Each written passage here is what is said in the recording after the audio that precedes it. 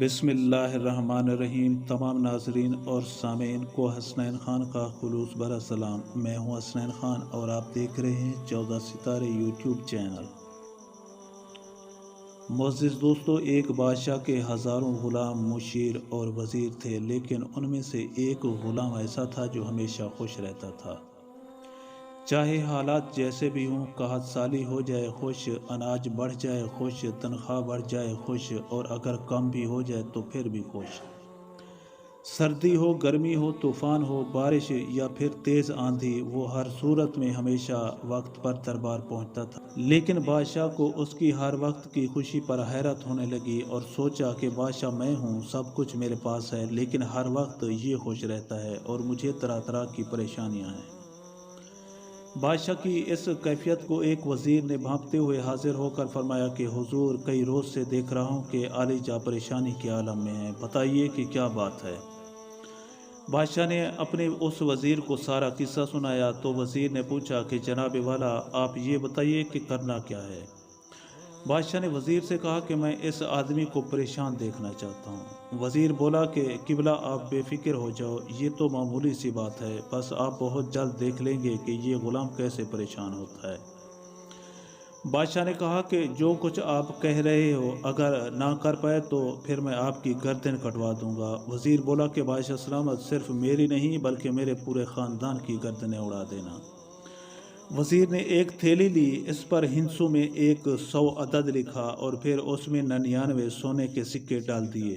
شام ہوتے ہی بادشاہ کو ساتھ لیا، اس غلام کے دروازے کو کھٹکھٹایا اور تھیلی کی گانٹھ ڈھیلی کر کے دہلیز پر رکھ دی اور پھر خود ایک طرف چھپ گئے۔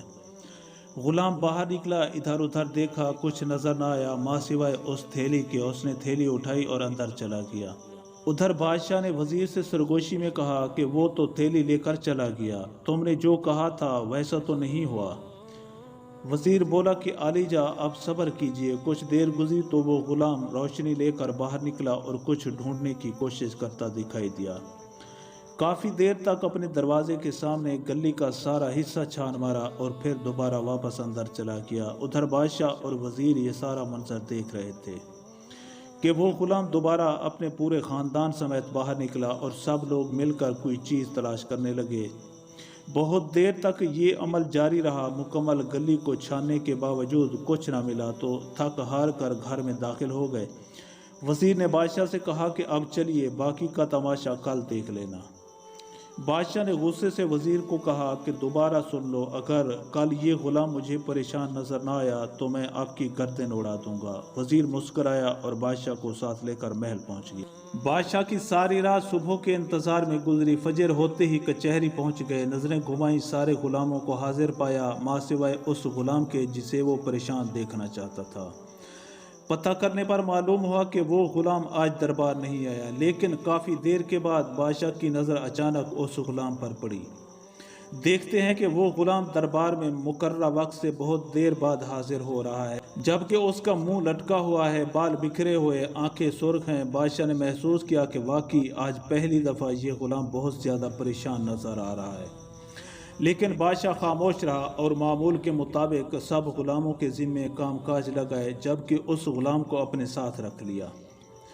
بادشاہ اسے جوس لانے کو کہتا تو وہ پانی لے کر آتا، کھانے کا کہتا تو کچھ اور لے کر آتا، لانے کچھ اور جاتا مگر لے کر کچھ اور آتا۔ آخرکار بادشاہ نے غلام کو بلایا اور کہا کہ آج پہلی بار میں تم کو زیادہ پریشانی کے عالم میں دیکھ رہا ہوں، بتائیے کہ کیا وجہ ہے۔ غلام نے جھجکتے ہوئے ساری داستان بتاتے ہوئے کہا کہ اس تھیلی کے اوپر 100 لکھا ہوا تھا، جبکہ اس کے اندر 99 سکے تھے۔ میرا خیال ہے کہ جب یہ تھیلی میری دہلیز پر رکھی جا رہی تھی تو اس کی گانٹھ ڈھیلی ہونے کی وجہ سے اس میں سے ایک سکہ کہیں گر گیا ہوگا۔ یہی وجہ تھی کہ رات بھر ہم اس سکے کو دروازے کے آس پاس گلی میں ڈھونڈتے رہے اور پوری رات مجھے نیند تک نہیں آئی، لہٰذا اب میں شدید پریشانی میں ہوں کہ وہ سکہ آخر گیا کہاں۔ بادشاہ نے زوردار قہقہا لگایا اور کہا کہ وہ تھیلی میں نے رکھوائی تھی اور یہ سارا کھیل تمہارے ساتھ کھڑے ہوئے اس وزیر کا تھا۔